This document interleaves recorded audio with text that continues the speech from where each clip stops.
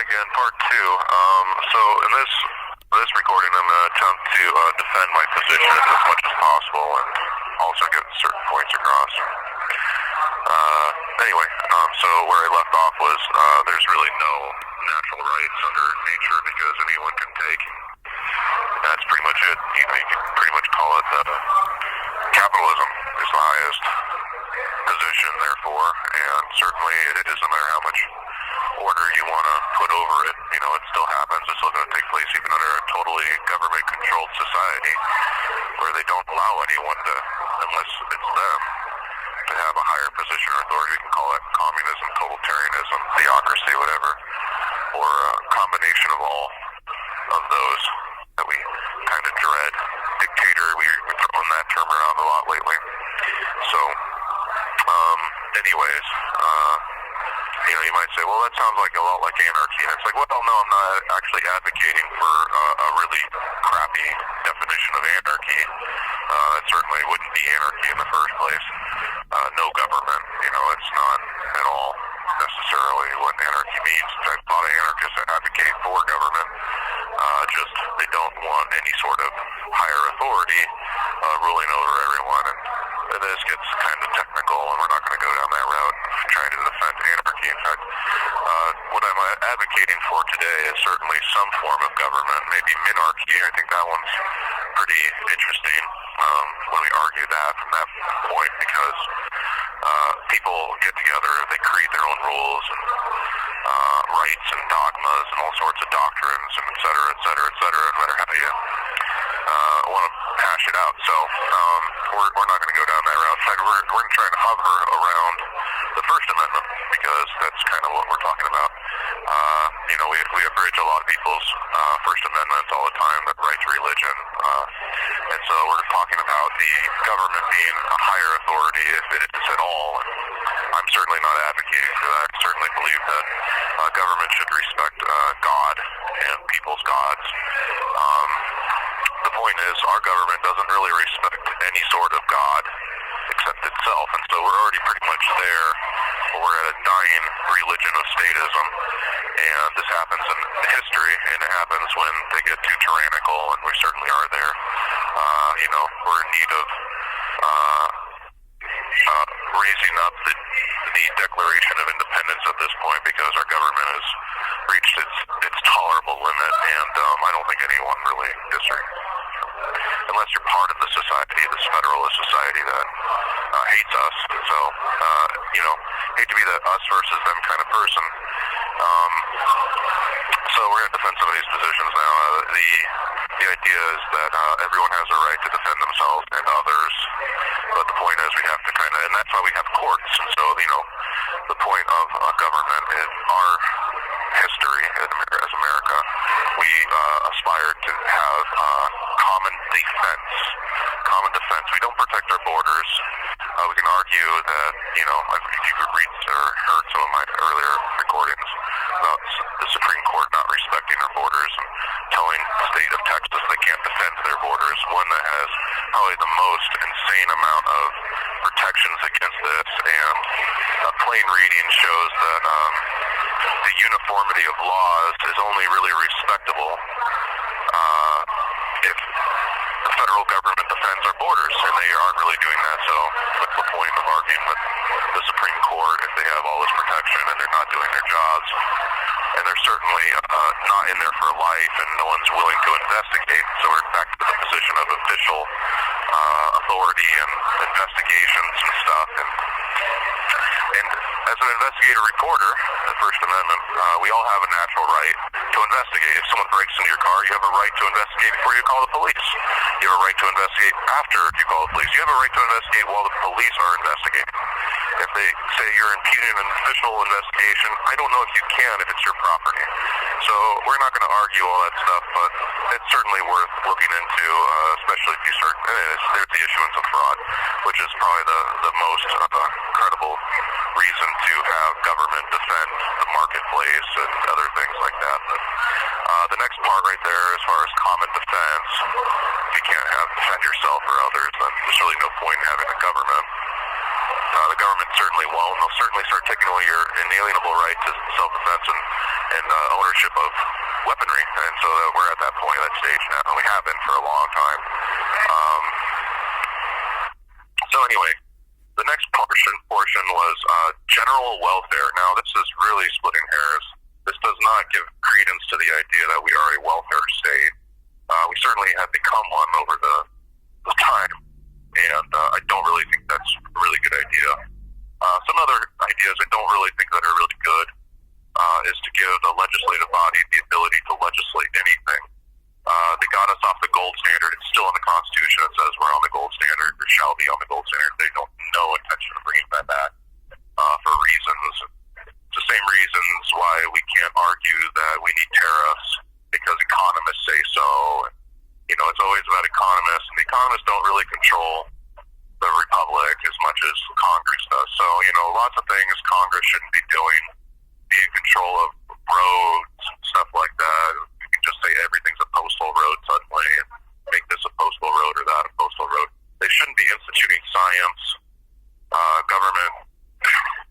If you look at the COVID-19 fiascos, that should be enough. And, you know, maybe right now you're like, well, I'm still a firm believer that the government has the ability to force vaccinations to the point of causing businesses to be fined and shut down.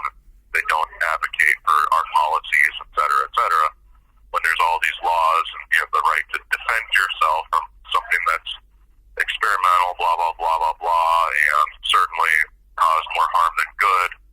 So anyway, if you still believe that, you're probably not in the future well enough to realize that the government hates you and would rather give these oligarchies, big pharma, etc., more power over your body than you have over your own body, which is another form of totalitarian dictator bullshit. So anyway, these are just some arguments. Obviously, they'll sound a lot better in the future when all this stuff comes out and you realize how bad you were duped. So these are some things, guidelines, whatever, to understand before you start giving the government the ability to control everything. So the big thing is, if you want good welfare among your people, then don't have the government intervene into the marketplace. You might say, well, that would cause all sorts of bad things. It's like, look, when the government is exploiting people, children, etc., and don't enforce certain things like, you know, slavery, and they actually exploit that, etc., you know, child brides, etc., in every state, that's still legal. So we've got a lot of problems here. You know, when we talk about slavery, we're basically never going to get anywhere if the people that we're fake electing into our republic are advocates of these forms of slavery. So, you know, we're going to have to bypass a lot of this shit with the very thing that brings it all together. The very thing that arguably is the only purpose, the sole purpose of government, is to institute a court system that brings about equality to all people. It doesn't necessarily have to respect individual rights as much as we want it to, or whatever, or advocate for, but it certainly has to do something and take into consideration all evidence and not just block things so that some people win and other people lose. It's not there to pick winners. That's an infringement of these things, and common good, etc. So the welfare just falls out. So anyways, this common defense, how do you protect the court system? You're going to need something. And, you know, the biggest, most absolute form of this stuff is the military. And so, you know, militaries, in my opinion, aren't just there to protect the citizens. I mean, the citizens should be able to protect themselves, even from the military. So this stuff is really, there's no absolutes, you see what I'm saying? And that's why we have a court system in the first place. And we need one that actually respects that idea, that there's no official that has anything. In fact, government should be protecting this private marketplace and staying the fuck out of it so that professionals can do their jobs. There's lots of people that can do a lot better job than the government and official investigations. And it's because someone gave them the authority to do so. I mean, I don't remember ever signing a contract that says the government has the absolute right to define what is or isn't truth. And certainly science scientists out there have figured it out that, events like 9/11, the government had a hand in and certainly did a cover-up. And so if they're the only officials that can determine the rest of it and then make laws that undo the Constitution, Patriot Act, etc., then you can't really just keep giving them more and more power so that you feel more safety. There's an expression: if you give the government your freedom in exchange for security, you get neither. And so I can go on that one all day, but that's the best. We'll just limit it to that. I did a pretty good, not just me, a bunch of other independent thinkers that don't work for the government, some that actually did work for the government, came up with the same conclusions as we did, that January 6th was an inside job. The government did it to steal the government again. And so everyone who did investigate it, suddenly they're conspiracy theorists. And, the thing is, the people that steal the government are the ones that came up with the definition of this stuff. And so anyone they don't like that does their own investigation, find out there's something wrong, and that there's some form of conspiracy, and there is. That's an actual crime. And so when the government does it, they don't get a monopoly to get away with it. They don't even get a jail-free pass, nor should they. They should be held to a higher standard, especially if they want this authority and they gave it to themselves. Because none of us did. In a republic, the laws are written by elected officials, and if they steal the elections, and as we go into the 2024 election, whose authority are they acting under? The people that stole it for them. So, and protect them and their secrets and the blackmail, et cetera, et cetera, et cetera. You're going to find out more and more and more about that. They're not safe. They're panicking, and they know their days are numbered. So anyways, these are the problems modern day and every day and for the rest of our history as humans that we have to protect it ourselves. We have a protective order, and we can call it a society, whatever you want. But it should be out in the open. It shouldn't be closed. Everyone should be able to see it, be able to advocate for it, that it's good or that it's bad. And they shouldn't be persuaded under force or dissuaded under force to be kept quiet. I certainly wasn't when the FBI started their criminal investigation. And you're going to hear more about this stuff. This stuff is what gets them panic. This is what makes their hearts race when they know they're fucked. And it should, because, the government should fear us. They should fear a free citizenry. And if we're not free, because we can't defend ourselves and they're coming after our weapons or whatever, mostly that's how it happens. They take your guns away and then they stormtroop your ass. And they continually shut you up, and then they keep saying that you're crazy, et cetera, et cetera, et cetera, blah, blah, blah, blah, blah. And then you're pushed into this subjugation where you have no rights and that you're a prisoner, even if you've never been convicted by a jury of your peers or anyone else for that matter. And they start taking away your family's ability to live, et cetera, like they have mine. And so, these are the things that you have to look at. You have 1 minute remaining. They can silence me, they can silence you, they can silence everybody, and they'll ignore you like they are me.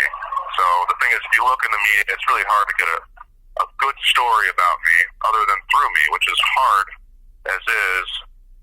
So that's why I want you guys to do your own thinking and not just listen to me and tell you, oh, it's so sad, and oh, feel sorry for me, because there's real criminals that take advantage of others. And so, anyways, we might do a part 3 here, because the important part is, if there's a higher authority and society is supposed to have its shake over everyone or one person or anyone, there has to be reasons. There's just not reasons except for the government wants to protect itself from the rest of us. So, anyways, I wanted to talk more about God, and maybe we'll do another one. So, yeah, that's good that we have a higher authority. But it shouldn't necessarily be government, and you should certainly have your own conscience. Thank you for using Global Tel Link.